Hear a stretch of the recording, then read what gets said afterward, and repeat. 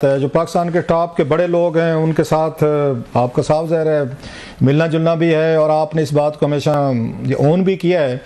आप जो पिछले कुछ 2-3 दिनों से हम देख रहे हैं या कुछ अरसे से आप जब हुकूमत पे तनकीद करते हैं, प्राइम मिनिस्टर पे करते हैं, इनकी नलायकियों पे, नाअहलियों पे और इस तरह की चीज़ें एक्सपोज करते हैं, तो आम तसर तो ये जाएगा कि फिर पाकिस्तानी आर्मी इस्टेब्लिशमेंट जो है वो नवाज शरीफ साहब, इनकी हुकूमत, इनके वज़ीरों से नाखुश है।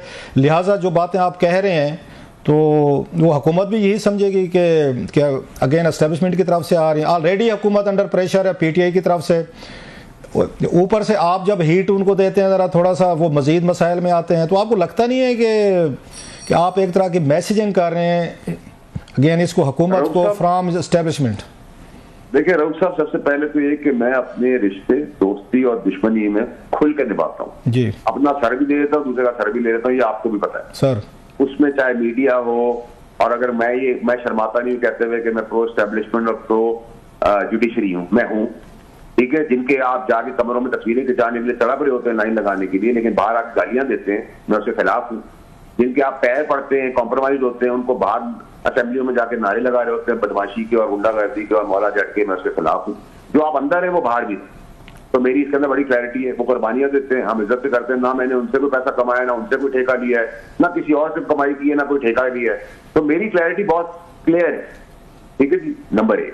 नंबर 2 ये कि मेरा अपना भी एनालिसिस है, चाहे मेरी 0.1% की सियासत हो, चाहे मेरी सियासत ना हो, चाहे मैं कारकुन ना कहना हूं या जो भी ना कहना हूं, लेकिन मेरी अपनी एक एनालिसिस है, मेरा अपना विजन है। मैं पढ़ा लिखा हूँ, आंखों से देखता हूँ, अंधा नहीं हूँ, मुंह से बोलता हूँ, जबान है, दिमाग है, दिल है। मैंने तो आपको इमरान खान साहब की 2022 में बता दिया था कि क्या होने वाला है, तो क्या उसकी भी स्क्रिप्ट किसी ने मुझे लिख के दे दी थी। जब फैज अमीद के खिलाफ मैं खड़ा हुआ, जब वर्दी में DPISI थे, तो मैं फौज का तर्जुमान क्यों नहीं था, मैं क्यों नहीं सब करीब था। और अगर मैं आज नून लीग की बात कर रहा हूं, तो अगर नून लीग अपनी हमाकत में मार्केट नहीं कर सकती, अपने पैरों पर खड़ी नहीं हो सकती, सस्ती चीजों को मार्केट नहीं कर पा सकती, पीरनी या बुशरा बीबी के नैरेटिव को बारीकी से आग लगा के रियासत और पठानों को आमने सामने खड़ा करने की कोशिश करती है, फौज को पीटीआई के सामने खड़ा करने की कोशिश करती है, तासुर देती है, जबकि वो खुद उसके आमने सामने खड़ी है। तो फिर आपको मैं क्या कहूंगा? मैं उनसे कहूंगा ये बहुत लाइक है। क्यों सर? मेरी तो कोई फाइल मुझे लेके जमीन नहीं लौट कर आनी, मुझे कोई ठेका नहीं लेना, मैं किसी का बापा नहीं खाता, मुझे वजारत नहीं बननी, मुझे उनकी पार्टी का हिस्सा नहीं बनना, मैं इंडिपेंडेंट हूँ। आप ये काम करेंगे, सपोर्ट करूंगा, नहीं ठीक काम करेंगे अपने उतार दूंगा सर। मेरा तो बहुत सीधा सीधा हिसाब किताब। अच्छा, नहीं, आपकी बातों से लग रहा है कि ये हुकूमत तो नालायक है, इनका जानबूझकर ये चाहते हैं पीटीआई और फौज जो एक दूसरे से अंगेज रहे, लड़ते रहें और ये महफूज रहें। आपकी बातों से तो ये तस्वर लग रहा है कि उन दोनों को लड़ा के खुश है। आपको मैं तासुर नहीं, हकीकत है। राइट, ये बिल्कुल ठीक बात कर रहे हैं आप। इनको तब तक सूट करता है जब तक ये तासुर पैदा करते रहेंगे, दोनों आमने-सामने लड़ रहे हैं, तभी तक इनकी पॉलिटिक्स चलेगी। वरना आपको लगता है कि एक्सपायर्ड जनाजे जो हम पॉलिटिकल पार्टियों में लेके चल रहे हैं सारा साल, इन्होंने कोई पाकिस्तान को दिया है? आज महंगाई कम हो गई है, डॉलर नीचे आ गया है, पेट्रोल नीचे है, स्मगलिंग कटेल है, इंटरेस्ट रेट नीचे आ गया, इन्वेस्टमेंट आ रही है, करंट अकाउंट डेफिसिट बढ़ रहा है, स्टॉक एक्सचेंज बढ़ रही है, ये दहशतगर्दी खत्म हो रही है, बॉर्डर पे जाने दे रहे हैं। उसे मेरा बाप कर रहा है, या ये जमहूरी हुकूमतें कर रही है, या इससे पहले वालों ने किया था, या इनकी शक्लों पे पैसा आ रहा है, इनकी गारंटी है, या इनसे पहले वालों की है, SIF की है, फौज है। आप आर्मी चीफ को चेहरा बेच रहे हैं, आप उस इदारे को चेहरा बेच रहे हैं, जब भी मुल्क पाकिस्तान में पैसा आ रहा है, वरना कौन लगाने को तैयार है? मैं खुद पे बाहर का पैसा बेच के ला रहा हूँ, मुल्क के अंदर किसके जेब पे ला रहा है? तो इसी के मुंह पे ला रहा हूँ। अगर मुझे पता हो इनके हवाले है तो इसको मेरे कपड़े भी महफूज नहीं है, ना इससे पहली वाली गवर्नमेंट, ना उससे पहली वाली, ना आगे आने वाली। अच्छा सर, ये एक बात बताएं, आपकी जो बातें आप कह रहे हैं जो समझ में आने वाली हैं, इसी तरीके से डिफरेंसेस बढ़ते रहे एस्टेब्लिशमेंट में और ये प्राइम मिनिस्टर ऑफिस में, ये हुकूमत के दरमियान, और आपको पता है हिस्ट्री ऑफ पाकिस्तान में इमरान खान साहब के भी इख्तलाफात हो गए थे, नवाज शरीफ साहब के भी हो गए थे, और बाकी पार्टी अल्टीमेटली घर जाना पड़ा। तो फिर क्या एस्टेब्लिशमेंट के पास ये प्लान बी होगा कि ये हुकूमत तो अगर अनपॉपुलर ऑलरेडी है, इसकी क्रेडिबिलिटी के मसाइल हैं, ये उनका नैरेटिव नहीं सेल कर पा रहे, ये डिफेंड नहीं कर पा रहे, और फौज के लिए आके मजीद मुश्किलात पैदा कर रहे हैं, तो क्या करेगी फिर फौज? इनको हटा कर उनके पास क्या ऑप्शन है फिर? सर, एक बात का जवाब आप और साथ जो आपके हमारी दूसरी एंकर है जी, रबिया जो है, रबिया साहिबा बता दें जी जी कि अगर वजीर आके ये बयान देगा कि भाई नमाज पढ़ने की जगह कंटेनर नहीं है, इसलिए हमने फेंक दिया और वो मरा नहीं है, तो मैं उसको हार पहनाऊं? मैं क्या करूं? मुझे बताएं। अगर आप गरीब आदमी जो काबुल में या शिनवारी होटल में बेटा है जिसको हम 2018 से जानते हैं, हमें खाना खिलाता है, उसको आईडी कार्ड लेके इन्वेस्टिगेशन के लेके जाएंगे। जबकि मैं तारीफ करूंगा इस्लामाबाद पुलिस की कि जैसी ये बात आई उन्होंने जिनकी जो इनोसेंट लोग थे उनको छोड़ दिया।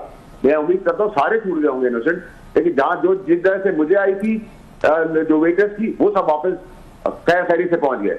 तो अगर आप एक तासुब देंगे, ये आप तासुब देंगे, तो ये तो गलत है ना सर। ये जाग पंजाबी जाग वाला फैसल एक और बताएं सर, आप ज्यादा सवालात करके हम आपसे ज्यादा बातें पूछने के इसमें लिहाजा माइंड ना कीजिएगा if I interrupt you sir, कि ये जो बातें हैं जो आप कह रहे हैं आपको समझ आ रही हैं, लोगों को भी आ रही हैं, क्या एस्टेब्लिशमेंट ने ये बातें हैं, आर्मी चीफ ने या DGI ने ये बातें उन्होंने प्राइम मिनिस्टर साहब से भी की हैं, या सिंपली अगेन वो समझते हैं कि आपका कह देना काफी है, मैसेजिंग ये उनको हो गया, तो आपस की मुलाकातों में भी गुफ्तगू होती है सर?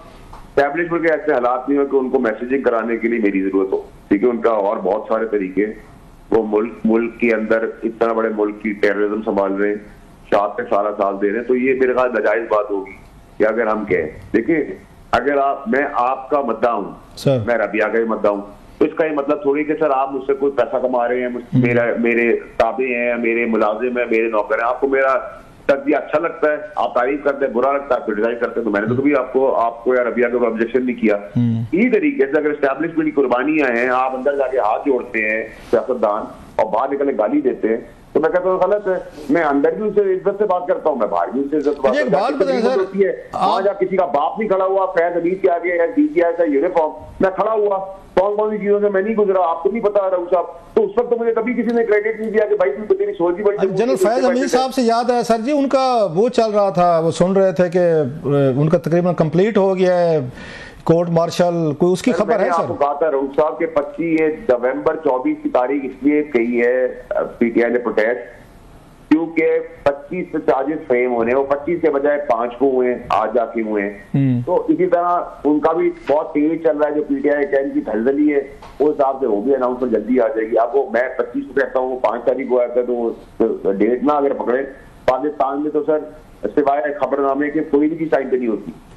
तो उस हिसाब से अगर आप चलें तो वो चीजें बिल्कुल। तो खान साहब पे कोई मिलिट्री ट्रायल आप खान साहब पे मिलिट्री ट्रायल होते देख रहे हैं इन कनेक्शन विद ये जनरल फैज साहब के? क्योंकि बहुत सारी बातें होती रहती हैं, वहाँ UK ने भी कहा जनाब कि शायद मिलिट्री ट्रायल ना होगा। आपकी क्या रीडिंग है? आज उन्होंने 9 मई पे तो उन्होंने वो लगा दिया, पहले कहते 9 मई भी नहीं करें, उन पर नहीं लगाएंगे, आज वो भी लगा दिए। तो मिलिट्री ट्रायल की क्या आपके पास खबरें हैं सर? कभी भी मैं आपको कभी ये नहीं कहूंगा कि ये पॉसिबिलिटी तो इसकी है।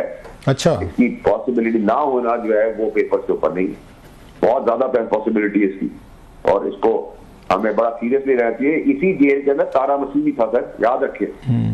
आप ये भी याद रखिए मुल्क की हिस्ट्री के, मुल्क में ऐवान से फांसी के फंदे पे चढ़ा दिया और जेल से ऐवान में बिठाया इस मुल्क में।